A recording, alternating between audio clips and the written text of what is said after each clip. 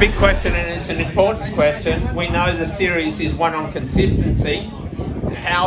You've got a big program ahead of you. How's it going to work out for you?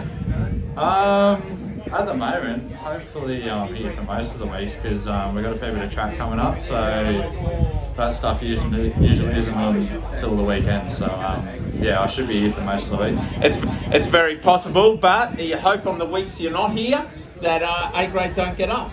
Yeah, that's it. Hopefully. Cheers, mate. Well done. And welcome to the Sydney City Skoda Summer Series Round 1 presented by Eastern Suburbs Cycling Club. Tonight, you've got the team back for 2024. Mr. Paul Kraft, the man who no doubt, if you watch the Tour Down Under commentary, realised he should be the one that we are listening to throughout summer. And then, of course, we've got the enigmatic John Sunde, the first man to the coffee shop before the ride and after it. Welcome back, John, to what will be, no doubt, another wonderful summer series and a summer of cycling. Welcome to you all. Bring it on. But, of course, round 1, summer series. But how did we get here?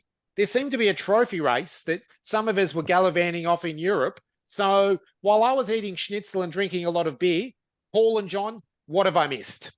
Well, you've missed a lot. Trophy race. Then we go to that little bit between Christmas and New Year's. Tassie Christmas Carnivals. Kurt Eather was down there for that. Victorian Christmas Carnivals and Sydney Christmas Carnivals. Then we jump straight to Ballarat, where there's this little thing called the National Championships. Last time in Ballarat, now in Perth. Then we jump straight into TDU, and then finally the big one starts, and that's the summer series for the Sydney City Skoda Series, brought to you by Eastern Suburbs Cycling Club. We're back at Tuesday night, Heffron. But, John, the last race we had, trophy race. Yeah, I think it was the 39th trophy race celebrating the Eastern Suburbs Trophy. You might ask, why is it called the Trophy Race? Because no one could think of a better name, and we thought, oh well, we'll just have a trophy race to win the trophy. John. So from memory, that was a small break of 3 that night in the trophy race with Kurt Eather, Josh Ludman, who had a great ride, and Mick Cupid, but of course Kurt was too quick for all of them. Actually, it was really interesting because the original breakaway, and it went at the end of lap 1, didn't have Kurt Eather in it. It had another Eather in it. It had Dylan Eather in it. He got across to it. The ZCC believed that it was Dylan Eather in there. Dylan had gone back. Kurt had gone forward. Do-si-do, ended up in the breakaway. It was, unfortunately, as a viewing trophy race, less interesting than most because it was a foregone conclusion with Michael Cupid in there that it was going to stay away. And then Kurt Eather you could write 100 different outcomes and 99 of them had Kurt winning, John. Yeah, absolutely. And let's also not forget that we had Jensen Plowright, Alpecin World Tour Pro. He came down a race, which was great to have him there for his second visit before Christmas. And up-and-comer Hugh Harvey there in fourth spot, wearing his Archaea Samsic kit. Yeah, he nailed that sprint, and he looked like he did it easy as well. Oh, well, when you push 2,000 watts, you usually can do it easy. Yeah, but you don't just go to Kmart and buy 2,000 watts. You've got to earn it somehow. You've got to go out and work for it, my friend. It's not a gift. So he certainly did a bloody good job. I thought the C grade race was quite brilliant. They held out the B graders again at the trophy race. You take some of the firepower out of the B graders. Yeah. They got close. They got so close in that last lap. I think the interesting part was, though, that, and I have to mention Christian Quintero there, because he actually came up post-race a week ago and said he was disappointed the podcast wasn't on because he wanted to finally get a call out. And he got second on the night. Yeah. Yeah, you did it. Look, it was a brilliant race. And look, the other great thing about the C-grade winner, Henderson, he worked bloody hard to get that victory, and he was delighted. He certainly was, wasn't he? Yeah, he put on his social media. In my world, this is the biggest thing that happens of any day during the week. And he was just so delighted that he could see his progression. And finally, he jagged one, and it turned out to be on the trophy night. So it was pretty special. Yeah. But I think that's enough about what happened in 2023. Let's go to 2024, guys.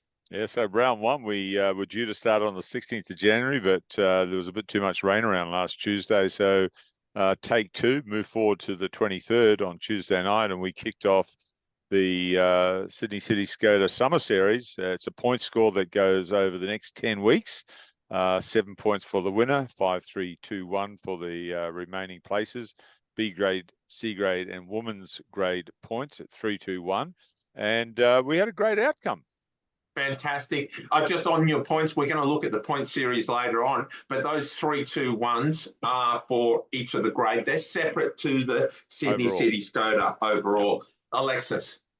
Well, I think the first week showed that people are already scheming and plotting about how they're going to win series points. And they also know the value of those points, because C grade had a lot of riders early on who were like, I'm just hanging out for the points. And so while Alex Henderson may have won the previous, won the Memorial, he's now thinking, how do I win the point score 3, series? 2, 1. Yeah. So I'm not going to do anything all race. Yeah. Even though I'm one of the strongest, I'll sit in. I'll let my poor mate Dave Gardner from Manly sit on the front. And that guy's cadence, he's just painful to watch. He's like a tractor, slowly working his way around. That was Dave's comeback ride. He hadn't raced for about a year and a half. And it was poor good to see bugger him. just got stuck on the front. Yeah. C grade didn't have a hope all night. They got caught by A grade at lap 11 for the first time round. Yeah, that And was B good. grade went through, I think they got him with about 5 or maybe even 6 to go. Yeah. I actually thought, as a very B grade were hard done by on Tuesday night, because I don't think they could have ridden much better. They caught C grade earlier than they ever have before. They were working well as a group. They were just up against a ferocious A grade. You are right. I think B grade did a fantastic job. I thought they were moving exceptionally fast. They were doing everything right. The only thing I thought happened was when they caught C grade. I don't think they kept the pedal to the metal. I don't know. And you can't tell us, Alexis, because you kind of exited it at that point in time. I almost feel like I disrespected the race on Tuesday night. Such You was missed my the first poor- lap. turned up late, did nothing at all, and just sat on the back.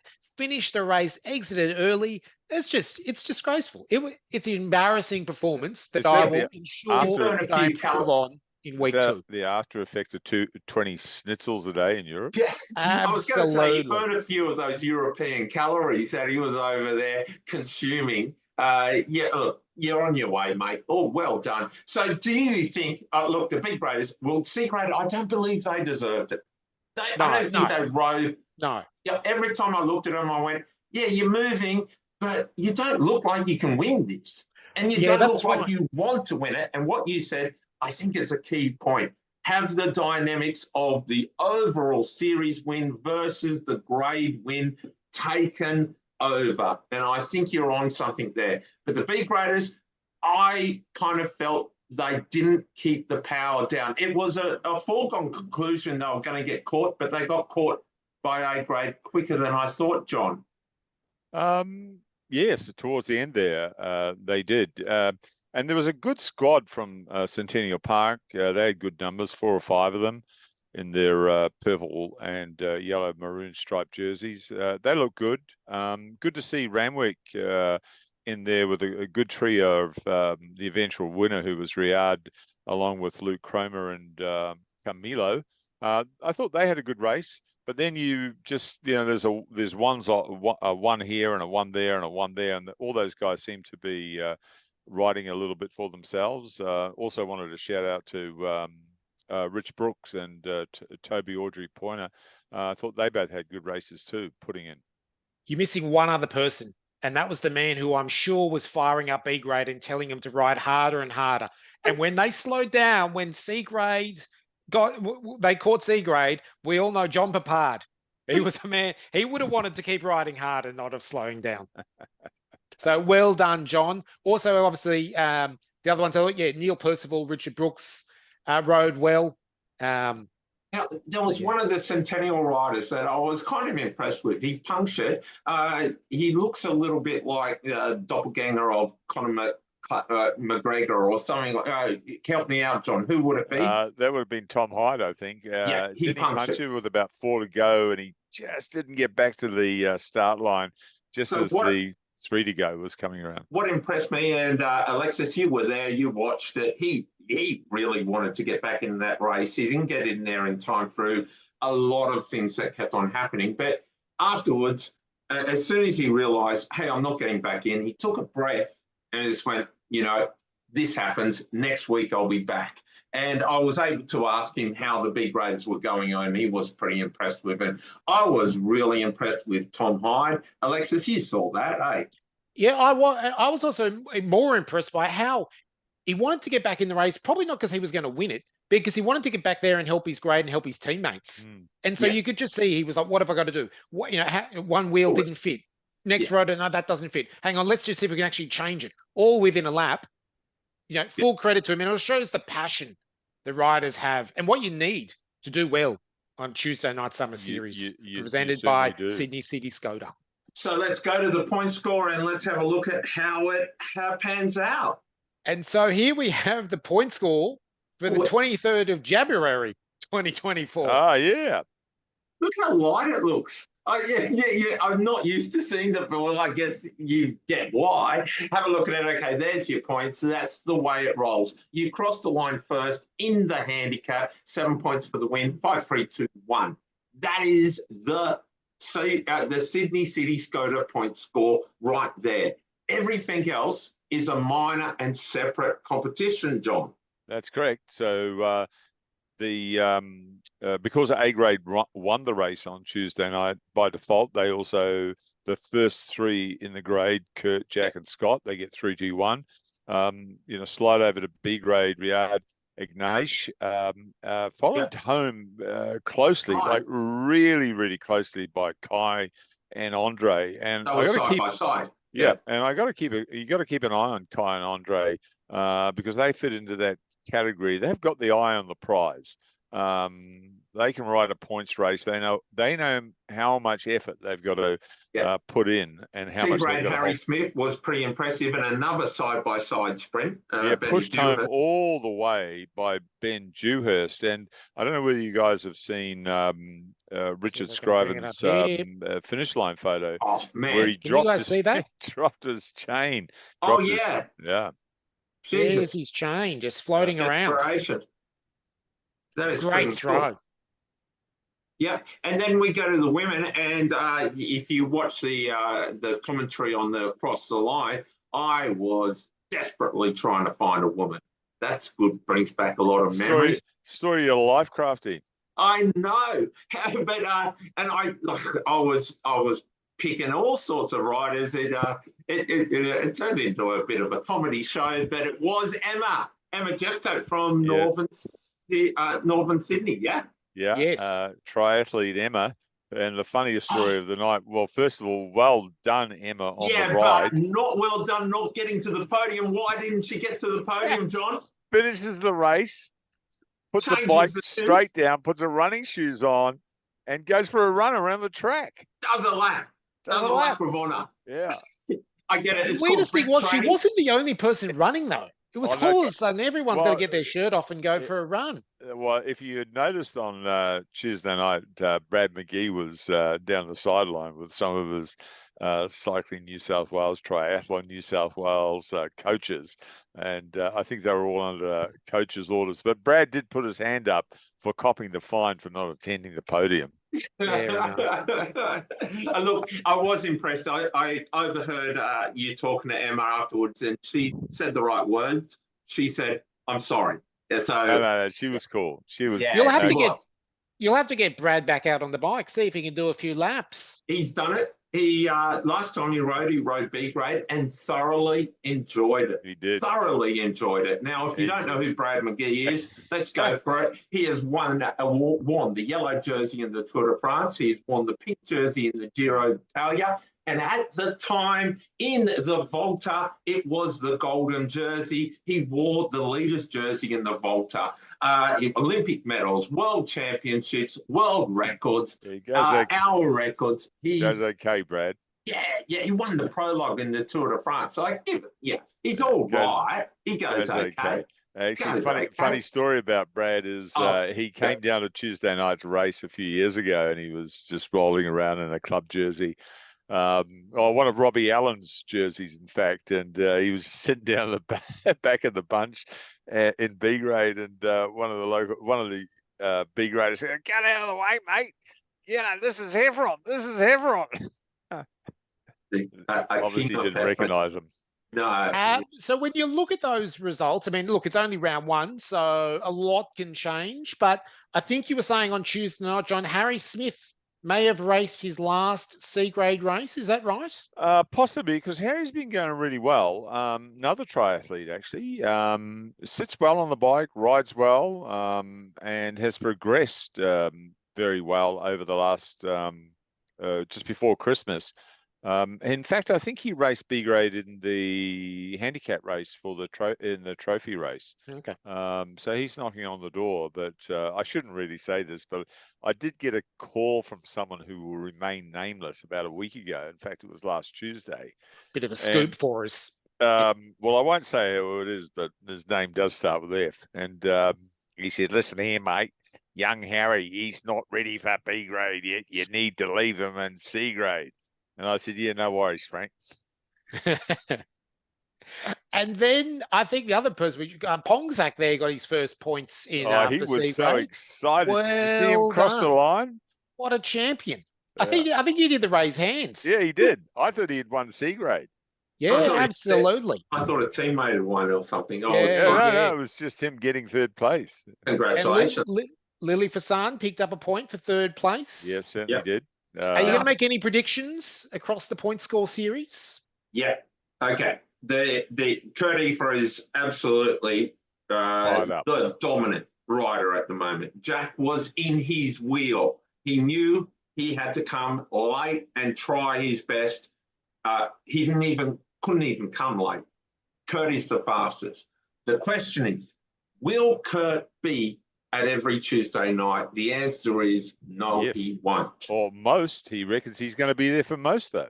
Yeah, but he's got other commitments with NRS events and his track events. Now, some of the track events will not clash, but the national titles will, and a few others definitely will. It has been the case where you don't have to attend every week. You just got to pray that A grade don't get up on that week on the weeks that you don't get there. So I think that I'm going to still say Jack Bennett is the series favourite. Yeah, for the series. And let's not forget, Jack's not at a disadvantage having got second. He's only 2 points off the pace. Yeah. Kurt doesn't turn up a week. Jack wins. Kurt gets no points. And all of a sudden, he's leapfrogged him 5 points in front. Yeah. And that's what the series is about. Let's watch that finish and see how it played out. Because I want to actually point out one other thing after it. Yeah, so I think I know what you're going to point out. That's right. So here we can see that whole A grade bunch came into the corner together. Here we see the kick. Kurt Eather charges free here. Jack's just out on the inside. We can't see him. Cool. And then look at that gap. Yeah. And you are 100% Alexis. They went into the hairpin corner as one group. They came into basically the straight as one group. Kurt Eather put as much gap into second as fourth put into fifth, and then fifth put massive into that was the B grade finish actually, but between 6th and 8th. Yeah. They were seconds behind. They lost 3 or 4 seconds. They were at 100% going for it, and the gap was boom massive. That just shows you how fast those top 5 are. Well, it does, but it also shows how hard the last lap was, and that it was fatigue. It's not just pure speed; it's also fatigue. That those one little gap on that last lap turns into a mountain. quite quickly. When you got the ZCC guys drilling it at the front, which they did superbly Well, it over was the last 2 yeah, laps. they did, and also Lockie Harrigan's second to last lap turn, full lap on the front. Yeah, and he still had more to attack. He attacked coming out of the Squircle, didn't do anything though. And then Alexis, Willie Heffernan did the lead out, and then he still finished, I think, 5th or something. Didn't amazing. he? Yeah, Those guys, they're flying. Yeah. And then if we just cross back and rewind back to the point score, your pick for the top women's rider, will it be Nicole O? Well, congrats to Nicole for picking up points, because she does ride at a slight disadvantage to the other woman because they're in C grade. She's in B grade. So it was impressive to see her pick up points from B grade.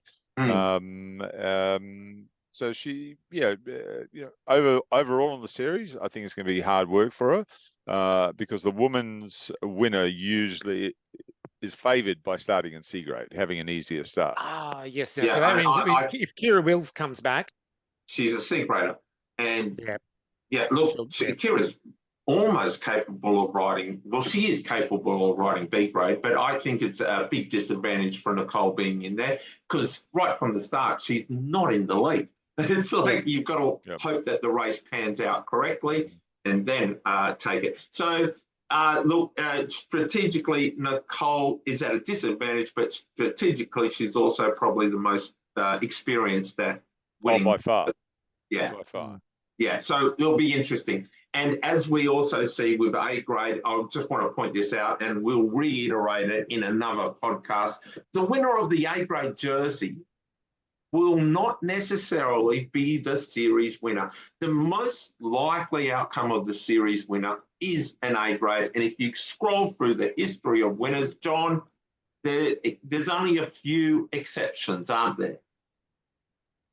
Sorry, Thank you, John. That was brilliant. What a great cross. And with that, we'll say the answer is yes. But then why don't we move on to the Chargrill Charlies Rider of the hang on, week. let me get the voucher. And I think the best part, while John goes and finds all his any vouchers you've got left that you haven't already used for yourself. Emma nearly got. I'm feeling like I'm starting as strong. Hottest ticket in town. And I still don't know, like, who am I going to pick this week? Yikes! So, are you going first, Alexis? No, I'm going last because I still don't know. I'm kind of You normally don't choose somebody until you hear what everybody else has picked. Yeah, I like to be educated. I'll start. I'm not, I don't think that I know it all. So I like. Who's your rider of the week, John? I'm going for B grade winner Riyadh. Yeah, that's nice. Very close to picking Emma, but unfortunately her podium no-show. Yeah. Okay. Yeah, you can't be rider of the week if you don't present to the podium. No, I'm going for Riyadh. Like when he first came down to Heffron, you sort of look at Riyadh and he's sort of nondescript, and his jersey doesn't always match his bibs, and the bit of the fuzzy beard going, and he's not a big guy, but my God, has he got some aerobic capacity? And you want him to eat some Charlie's chicken. Here's my rider of the week, and it's actually along the same lines, but totally different because this guy could do with some Charlie's chicken, and it's Will Heffernan. Will Heffernan was poised when ZCC paused when the rider of I've lost it, Harrigan or whatever had launched it. He had the opportunity to go to front. He waited. He stayed in the wings of ZCC. He stayed behind that ZCC train, and yet he was still the first rider into the straight. Lit it up for Kurt Eather. Now, of all the people you'd choose as a lead-out man, I wonder if Will Heffernan is the one you'd choose. But he did a perfect job, and when he left Kurt Eather, it was no doubt who was going to win it. But Will pretty much stopped his sprint and still rolled across the line for a massively credible fourth. He did all the right things for Kurt Eather. And wow, could he do with some Charlie's great chicken, charcoal chicken. Oh, Alexis. Now, there we go. Well, look, we did speak to Riyadh after the race, and he was pumped with his victory and also the work of his teammates. What did he say? Let's go to it. Let's go to it. Well today. Yeah. You're allowed to talk now. Yeah. Yeah, we did a good job with Sunde Park and Runwick. And I tried to keep going until the last lap. And I'm happy to win in big grade. Yeah, this is my first win, and I'm very happy. The A graders, once you got in there, you obviously grabbed some good wheels. Was it your skills, or was it digging deep that got you there? No, I understand that in the handicap, if you lose some meters in the last lap, you can't come back. So I did my best to stay on the wheels of A grade in the last lap, and it works. Congratulations! There's a big win there. But then coming back from that, after hearing Paul's description of Willie Heff, Big Willie, and his performance, I actually think I've swung the pendulum back to him. Because I couldn't see anyone in C grade. I don't think anyone there, everyone else won. So I think the lead-up man so often is forgotten. So I'm actually going to go, I started with John, but I'm ending with Will.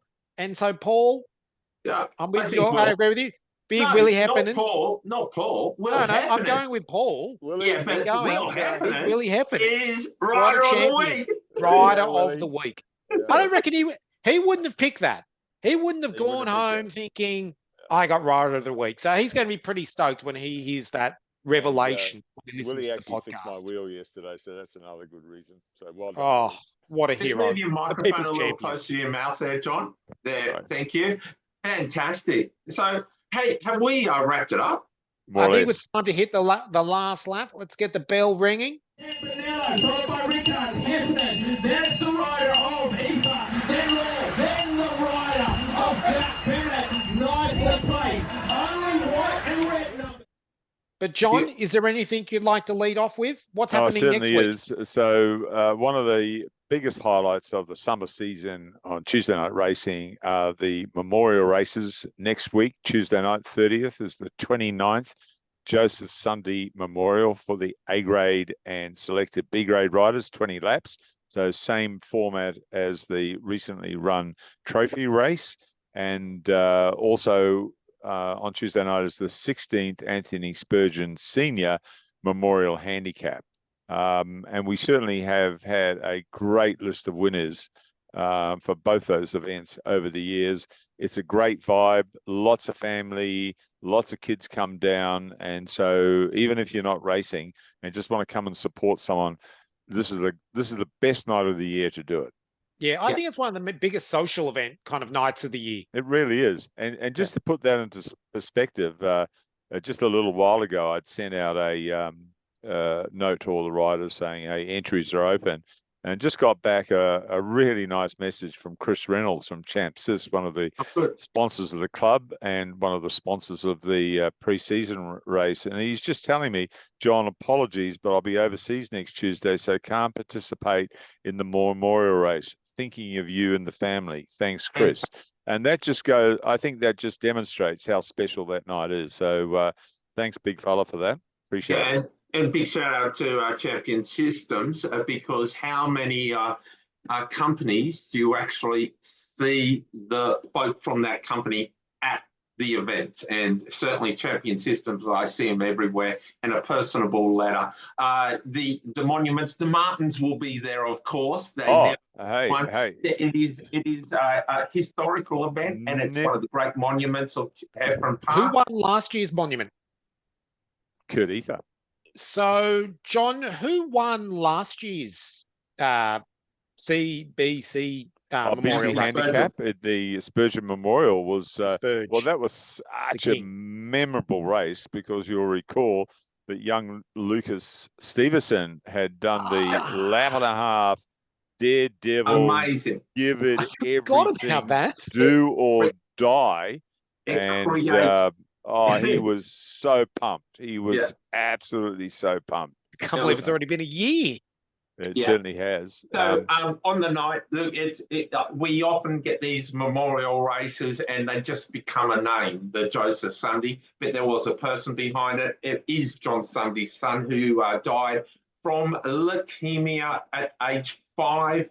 I hope I'm not saying the No, wrong. that's correct. No, that's And absolutely correct. Anthony Spurgeon Senior, well, that is the dad of Spurge, and he gave every ounce of his life to Heffron Park and racing. And his wife Jen is there every week. You'll see her as well. It's just so good to see these things happen, and we can't wait for the memorial races. No, it's a very exciting night.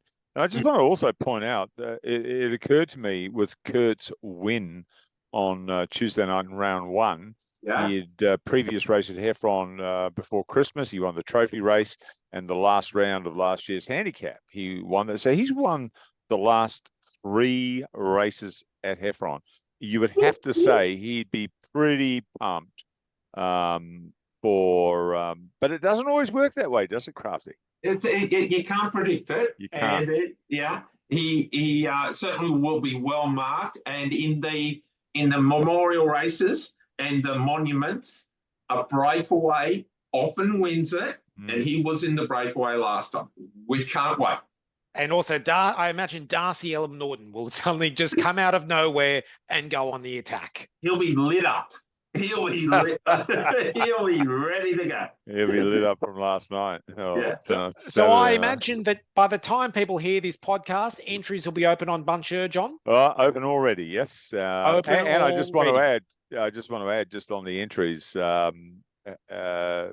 Crafty just mentioned Abe Martin, and I just had a quick look at the entries before we went live on camera. Who's one of the first people to enter? Abe Martin. So And good on you, I Abe. won't be far behind. Yeah, Brad won't be far, and like it just wouldn't be the same without you guys coming up from Illawarra to race. Yeah. That's what makes it special. There's a lot that makes it special. It's always special on a Tuesday night, Heffron, Alexis. Absolutely. And so with that, we're going to wrap it up. We're already excited for next week's memorial races. And so that leaves us with nothing else except to say, John, lead us out with... See you next Tuesday. See you next Tuesday. See you next Tuesday.